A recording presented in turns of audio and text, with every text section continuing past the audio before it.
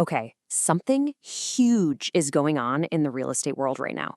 We're talking about massive nationwide lawsuits, billions of dollars on the table, and really a potential change to the entire way we buy and sell homes. So let's break down the latest development. I want to start with just a number, $39.7 million. Just let that sink in. It's a huge figure, right? But what on earth does it have to do with the real estate market? That's the big question, isn't it? And that's exactly what we're going to unpack. See, this isn't some random number I pulled out of a hat. It's a really important piece of a legal puzzle that could end up affecting millions of people. We're going to connect all the dots for you.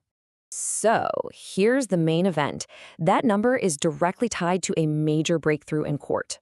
Five more big real estate companies have just gotten the final sign-off on settlements in one of the largest commission lawsuits this country has ever seen. The date to remember here is February 5th. That's the day a U.S. District Court judge gave the final green light, making it all official. And this is all happening inside this massive class action lawsuit you may have heard of, the Gibson case, which was filed for home sellers all across the country. So, who decided to settle up this time? Well, we're looking at Hannah Holdings, William Revesz Real Estate, Exit Realty, Windermere Real Estate, and William L. Lyon and Associates. And listen, these aren't small-time shops. These are some pretty significant names in the real estate business. But to really understand the scale of what's happening here, you've got to follow the money. And believe me, there is a lot of it to follow. Remember that number from the beginning? $39.7 million? Well, here's the reveal. That's the combined total that this group of five companies is paying into a massive settlement fund for people who sold their homes.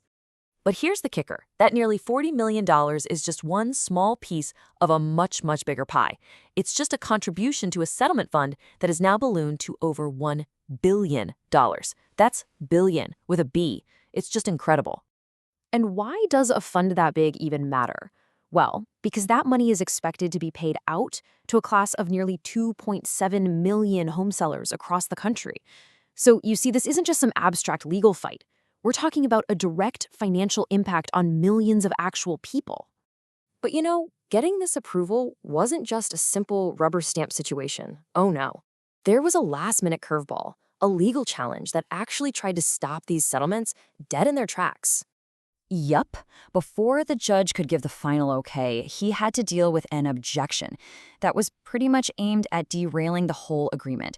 It added a whole new layer of drama to the proceedings. So what was this all about? Well, it came from a man named James Mullis. Now he's involved in a totally different lawsuit, one that's for homebuyers. He was basically trying to make sure that by settling this case, these companies couldn't get out of being sued by his group in the future. But Judge Bao's response to this was, well, incredibly direct. He basically said, look, these companies would not have paid these huge amounts of money just to turn around and get sued by the same people all over again for the exact same thing. It was a really decisive shutdown of that objection. So with those five companies officially out of the woods, the spotlight immediately shifts. The big question on everyone's mind is, what's going to happen next? And maybe more importantly, which of the big players are still left fighting this thing in the Gibson case? All right, so who's still in the hot seat? The major defendants still in this lawsuit include EXP, Whitehart, and a really big one, Berkshire Hathaway Energy. These are all absolute heavy hitters in the industry. Now, with EXP and Whitehart, things get a little complicated. See, they've actually agreed to settlements in a different but similar case.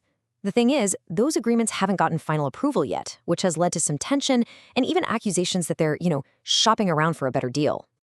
And that leaves Berkshire Hathaway Energy. As of right now, the company, which is part of Warren Buffett's empire, hasn't announced any kind of proposed settlement in this case. They are one of the biggest and one of the last major holdouts. Which brings us right to our final critical question. The settlement fund is now over $1 billion, and the legal pressure is just mounting like crazy. The dominoes are clearly falling. So the question isn't just who's going to be next to settle, but how much are they going to have to pay to finally get out of this legal storm?